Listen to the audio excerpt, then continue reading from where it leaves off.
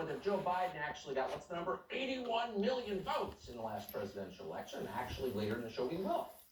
But even if you accept that there actually were people who voted for Joe Biden voluntarily, it's hard to believe that many of them got anything like what they expected in return for their votes. Joe Biden, not to be dark about it, just to be honest, Joe Biden has turned out to be an unparalleled disaster. It's not an overstatement. In fact, it's a generous assessment. Our country has never seen anything like what Joe Biden has done. Barely 15 months into his first term as president, Joe Biden has crashed the stock market, provoked a food shortage, opened our borders to millions of illegal aliens, presided over historic rises in murder, inflation, and drug ODs, as well as a corresponding plunge in overall life expectancy. And then, because all of that wasn't punitive enough for a country as racist as ours, he dragged the United States into an entirely pointless war with a nuclear-armed power on behalf of a corrupt foreign government that once bribed his drug-addicted son. That's all real. Joe Biden did all of that. And those are the big, easy-to-measure crimes he has committed. We spent virtually every night cataloging some of the rest. Shuttered schools, permanent looting, Latin American levels of wealth inequality, tampons in the boys' bathroom, $7 a gallon gasoline, unprecedented race hatred, homelessness, mental illness, suicide. And above it all, across the Pacific Ocean, a Chinese government that's laughing out loud as we destroy ourselves for no reason. That's some of what Joe Biden has done so far. He promised a return to normal. He's delivered war and economic collapse. Joe Biden is old enough, unfortunately, to almost never, certainly, be held accountable for any of what he's done. But his party should be. How will any Democrat outside West Hollywood ever get elected in this country again? In a fully functioning democracy, that would be an honest question. But Biden has a plan. Torque up the fear, ban complaining, criminalize the opposition. Just 24 hours ago, Joe Biden, the President of the United States, told us that people who don't support him are the single biggest security threat that faces this country. Not Al-Qaeda, not the Chinese military, not the Mexican drug cartels, not even Russia, which we are told daily is the wellspring of all evil. No, you. You're the biggest threat because you don't vote Democrat. As Joe Biden put it, quote, this MAGA crowd is really the most extreme political organization that's existed in American history. The most extreme, the worst.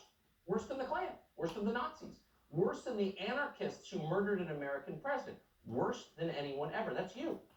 You're an existential threat to the country you were born in. It's hard to believe Joe Biden said that, but he did say it. And of course, some people believed him. Here's what the Supreme Court looks like tonight. You'll notice the riot-grade security fencing around the building. Why is it there? Well, it's there to protect the justices inside from the mobs that Joe Biden has incited with the demagoguery you just heard. Samuel Alito is a 72-year-old legal scholar whose views would have been considered ordinary, mainstream, maybe 5 years ago. Now, according to Joe Biden, he is a dangerous extremist. He's a member of a movement more threatening than any political movement in American history. What's the result? Well, today, Alito had to cancel a public appearance because there were too many threats on his life. Each one of those threats is, in fact, a threat to us and our country. You don't want to live in a country where Supreme Court justices cower in fear for their lives if they reach the wrong conclusions. That's the definition of a failed state. Turns out we have a Justice Department that exists to prevent things like this from happening. That's the whole point. But under Joe Biden, the DOJ is too beholden to the mob to say a word about it. You can't offend Antifa. They're a vital constituency. Here's the Attorney General, Merrick Garland, appearing today to tell us what he's worried about most. Watch. Consistent with the President's executive order on tackling the climate crisis at home and abroad, we are issuing a comprehensive environmental justice enforcement strategy. Communities of color, indigenous communities, and low-income communities often bear the brunt of the harm caused by environmental crime, pollution, and climate change. Well, of course, the greatest threat is global warming, which, by the way, is racist, like so many other weather patterns. That's what Merrick Garland is most afraid of tonight. And of course, in order to fix global warming, which is existential, whatever that means, you're going to have to hand Merrick Garland and Joe Biden a lot more power over your life. Sorry, that's the only solution. Much more on that to come. But for now, here's what you should know. Merrick Garland didn't even mention the threats, the physical threats to this country's highest court, because those threats come from the left and therefore aren't really threats. See how that works? You're about to see more of it. A left-wing activist group has now published what it says are the home addresses of Justices Amy Coney Barrett, John Roberts, Samuel Alito, Brett Kavanaugh, Clarence Thomas, and Neil Gorsuch. Quote, "We must rise up to force accountability using a diversity of tactics," explains the group's website. A diversity of tactics. What are those? Well, you can imagine they already include disrupting Catholic church services. Not a big deal in order to change a Supreme Court decision. That's not an attack on democracy or anything. Merrick Garland is not concerned. Now, if someone were to vehemently criticize Oprah, that'd be different. We'd have to hold a press conference and call in the National Guard. But conservative Supreme Court justices, yeah, they deserve what they get. And so, of course, under these conditions, violence is already beginning. Abortion lunatics just vandalized a church in Colorado. The same thing has happened to a pro-life counseling center in Portland. In Los Angeles, demonstrators threw rocks at cops for some reason. What did they have to do with it? Who knows? War on the system, and they injured one of them. Went to the hospital. But Merrick Garland isn't worried about any of that. His fellow Democrats support that. They're calling for it. They long have. Here's Chuck Schumer from 2 years ago, threatening mob action if any Supreme Court justice were ever to get out of line. Watch this. I want to tell you, Gorsuch, I want to tell you, Kavanaugh, you have released the whirlwind, and you will pay the price. You won't know what hit you if you go forward with these awful decisions. You will pay the price? Really?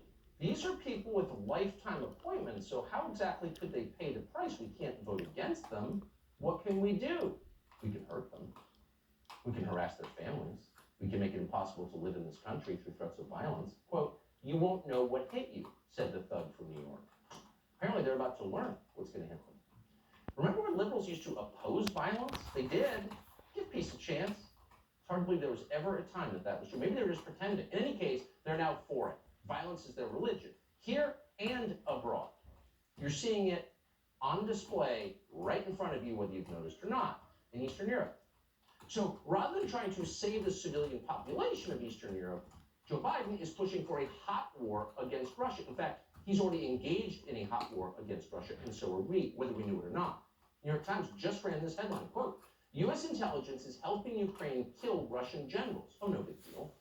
According to the paper, quote, "The United States has provided intelligence about Russian units that's allowed Ukrainians to target and kill many of the Russian generals who died in action in the Ukraine war, according to senior American officials." So they're bragging about it.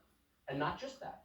NBC News reports that Biden officials are also bragging about helping to shoot down a Russian transport plane carrying hundreds of Russian troops. And then tonight, sense the theme here, tonight, the administration is saying out loud that actually it helped sink a Russian warship. Now, why are they doing this? And more baffling, why are they taking credit for it in public?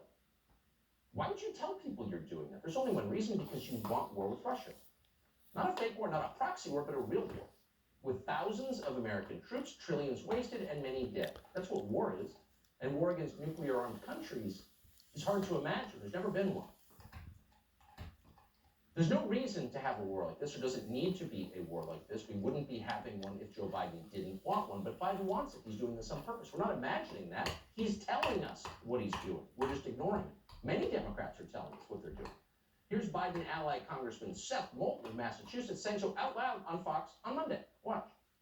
If they wrap this in the Senate with a Ukraine funding and a COVID funding, you guys okay with that, Congressman Moulton? Look, I'm going to support it because it's the right thing to do for Ukraine. I mean, obviously, there's a lot of politics involved, and there will be domestic debates here at home about other policies and whatnot. But at the end of the day, we've got to realize we're at war. And we're not just at war to support the Ukrainians. We're fundamentally at war, although it's somewhat through a proxy, with Russia, and it's important that we win.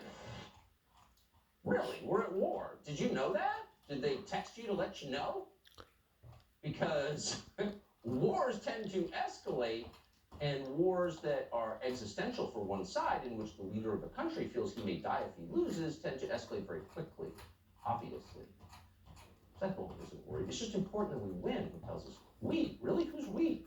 And important to whom, exactly? Is there anyone outside Washington who wants a real war with nuclear-armed Russia? Who exactly is Seth Moulton talking about when he says we? We were wondering, and we watched Biden. Yesterday, he traveled to Alabama and he visited the only constituency in America that longs for war with nuclear-armed Russia, and that would be his donors. He toured a Lockheed Martin plant. And as he did, Biden boasted that we're sending so many weapons to Ukraine that mothers in the United States are naming their children after Lockheed Martin's missile systems. Watch. But we built weapons and equipment to help defend freedom and sovereignty in Europe years ago. That's true again today. Those Javelin missiles, like the ones manufactured right here in Pike County, are highly portable. They're extremely effective against a wide range of armored targets. They can hit targets up to 400 meters away. In fact, they've been so important, there's even a story about Ukrainian parents naming their children, not a joke. Their newborn child, Javelin or Javelina, not a joke.